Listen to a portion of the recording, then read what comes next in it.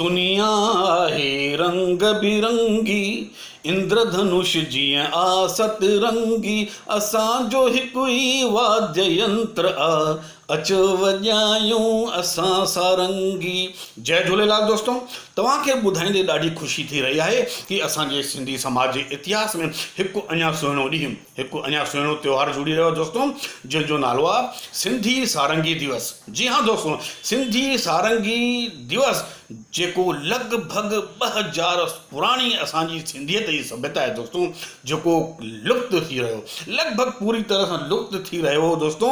ऐं असांजे भाउ राजेश परसरामानी जे प्रयास सां, उन जुनून, उन जज्बे सां हिकु बार वरी जीअरो थी रहियो आहे। त दोस्तों अचो असां हिन सुहिणे कम में असां पंहिंजे भाउ राजेश परसरामानी जो सहयोग कयूं ऐं अॼु जे हिन सुहिणे ॾींहं खे त्योहार वांगुरु मल्हायूं। जी हाँ दोस्तों, 27 जून जे हिन सुहिणे ॾींहं खे त्योहार वांगुरु मल्हायूं ऐं हिन ॾींहं ते व्हाट्सअप जे माध्यम सां, फेसबुक जे माध्यम सां, यूट्यूब जे माध्यम सां भगत कंवरराम जा गीत कलाम ॿुधूं, जंहिंमें हिन सारंगीअ जो उपयोग थियल आहे। दोस्तों हिन सारंगीअ जो, हिन वाद्य जो लुत्फ़ वठूं, बिल्कुलु मुफ़्त वठूं ऐं इन ई तरीक़े सां पंहिंजी सिंधियत, पंहिंजी सभ्यता, पंहिंजी संस्कृति खे बचाइण जो प्रयास कयूं ऐं छा चऊं कि जाग सिंधी जाग ठाहे सुहिणो पंहिंजो भाॻ, जेको वेसारे थो ॿोली कर उन खे सुजाग, ॿोलियूं मुल्क में हज़ारे नाहे हेड़ो